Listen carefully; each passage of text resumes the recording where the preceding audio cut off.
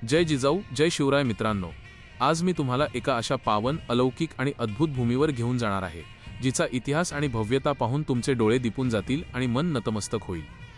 जेव्हा जेव्हा आपण मंदिरांचा, आपल्या प्राचीन संस्कृतीचा आणि पूर्वजांच्या कौशल्याचा विचार करतो तेव्हा दक्षिण भारतामधील मंदिरांची शिल्पकला आपल्याला नेहमीच एका वेगळ्याच दुनियेत घेऊन जाते।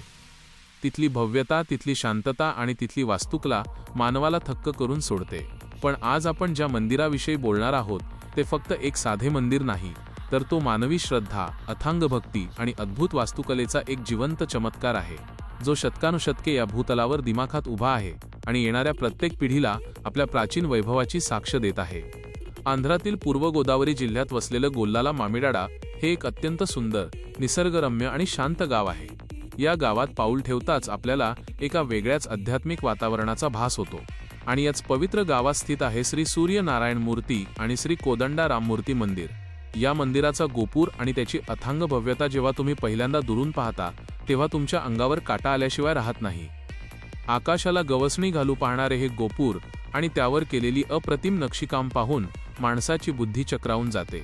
हजारो हातांनी रात्रीचा दिवस करून कोरलेलं हे वैभव, प्रत्येक दगडादगडावर अत्यंत जिवंतपणे उमटलेली देवांची रूपं आणि त्या मूर्तींमधून ओसंडून वाहणारे भाव, हे सगळं वैभव आज आपण अगदी जवळून आणि बारकाईने पाहणार आहोत। हे मंदिर नेमकं कधी बांधलं गेलं, या मंदिराची रचना कशी आहे, याच्या गोपुराच्या मागे कोणती अद्भुत कथा दडलेली आहे आणि स्थानिक लोकांमध्ये या मंदिराविषयी काय श्रद्धा आहे, हे सर्व आज आपण या व्हिडिओमध्ये अत्यंत सविस्तरपणे जाणून घेणार आहोत। या मंदिराच्या परिसरात पाऊल ठेवताच मनातील सर्व चिंता, विचार थांबतात आणि एक वेगळीच सकारात्मक ऊर्जा संपूर्ण शरीरात संचारते। दक्षिण भारतीय स्थापत्य शैलीचा हा एक उत्कृष्ट आणि अत्यंत दुर्मिळ नमुना मानला जातो। मंदिरात प्रवेश करताना जे मुख्य प्रवेशद्वार आहे, म्हणजे जे भव्य आणि उंच गोपूर आहे, त्यावर केलेली नक्षीकाम इतकी बारीक, सुंदर आणि तपशीलवार आहे की तास न तास आपण फक्त डोळे न मिटता ते पाहतच राहू।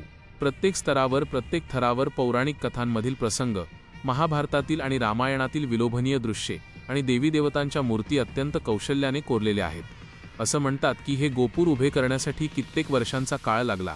शेकडो कुशल कारागिरांनी आपल्या रक्ताचं पाणी केलं आणि आपल्या कलेची पराकाष्ठा केली, तेव्हा कुठे हे अद्भुत वैभव साकारलं गेलं जे आज आपण उघड्या डोळ्यांनी अनुभवत आहोत। या मंदिराच्या रचनेचे आणखी एक वैशिष्ट्य म्हणजे इथला प्रत्येक दगड काहीतरी बोलतोय असा भास होतो। कारागिरांनी दगडामध्ये जे प्राण फुंकले आहेत ते पाहून थक्क व्हायला होतं। मंदिराच्या खांबांवर, छतावर आणि भिंतींवर केलेली नक्षी आपल्याला आपल्या समृद्ध वारशाची आठवण करून देते। पूर्वीच्या काळात कोणतीही आधुनिक यंत्रसामग्री नसताना एवढी अवाढव्य आणि अचूक बांधणी कशी केली असेल हा प्रश्न मनात आल्याशिवाय राहत नाही।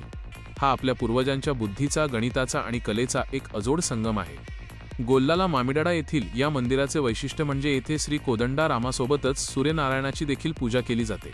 एकाच परिसरात दोन वेगवेगळ्या शक्तींचे आणि देवांचे हे सुंदर मिलन खरोखरच अद्भुत आहे। असे मानले जाते की या मंदिरात येणाऱ्या प्रत्येक भक्ताची इच्छा पूर्ण होते। मंदिराच्या मुख्य गाभाऱ्यातील दगडी बांधकाम उन्हाळ्याच्या दिवसातही थंड राहते, जे आपल्या प्राचीन वास्तुकलेचे आणि विज्ञानाचे एक उत्तम उदाहरण आहे।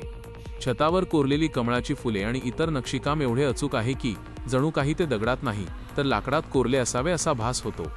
मंदिराच्या विशाल प्रांगणात जेव्हा उत्सव साजरा केला जातो तेव्हा संपूर्ण गाव दिव्यांच्या प्रकाशाने उजळून निघते। रामनवमी आणि रथसप्तमीच्या काळात येथील वैभव पाहण्यासारखे असते। देशाच्या कानाकोपऱ्यातून भाविक या उत्सवाचा अनुभव घेण्यासाठी आणि या पवित्र गोपुराचे दर्शन घेण्यासाठी येत असतात। जेव्हा मंदिराचा मुख्य रथ रस्त्यावरून निघतो तेव्हा लोकांचा उत्साह आणि त्यांची देवावरील भक्ती पाहून डोळे आनंदाने भरून येतात। हीच ती संस्कृती आहे जी भारताला जगामध्ये सर्वात वेगळी आणि महान बनवते। या व्हिडिओमध्ये आपण केवळ मंदिराचे सौंदर्य वरवर पाहणार नाही, तर या मंदिराशी जोडलेल्या स्थानिक परंपरा, तिथले सण उत्सव, मंदिराचा रंजक इतिहास आणि लोकांची या स्थानावरील अथांग श्रद्धा याबद्दलही सखोल चर्चा करणार आहोत। अनेक मैल लांबूनच जेव्हा हे गोपूर नजरेला पडतं तेव्हाच या जागेच्या अथांगतेची आणि पवित्रतेची कल्पना येते। सूर्याच्या पहिल्या कोवळ्या किरणांपासून ते संध्याकाळच्या सांजवेळेपर्यंत या मंदिराचे रूप क्षणाक्षणाला बदलत जाते। सकाळी जेव्हा सूर्याची किरणे या गोपुरावर पडतात तेव्हा ते सोन्यासारखे चमकते आणि संध्याकाळी दिव्यांच्या प्रकाशात ते अत्यंत दैवी भासते। प्रत्येक रूपात हे मंदिर अधिकच देखणे आणि पवित्र वाटत राहते। आता या संपूर्ण वैभवाचा आणि कलेचा जेव्हा आपण विचार करतो तेव्हा आपल्याला आपल्या इतिहासाची आठवण येते। स्वराज्य रक्षक चॅनलच्या माध्यमातून आजवर आपण अनेक ऐतिहासिक गडकिल्ले, रणसंग्राम आणि आपल्या छत्रपती शिवरायांच्या व पूर्वजांच्या जाज्वल्य पराक्रमाच्या गाथा अनुभवल्या आहेत। आपण तो काळ अगदी जवळून जगलो आहोत, जिथे तलवारींचे खणखणाट, घोड्यांच्या टापा आणि तोफांचे कडकडाट घुमत होते.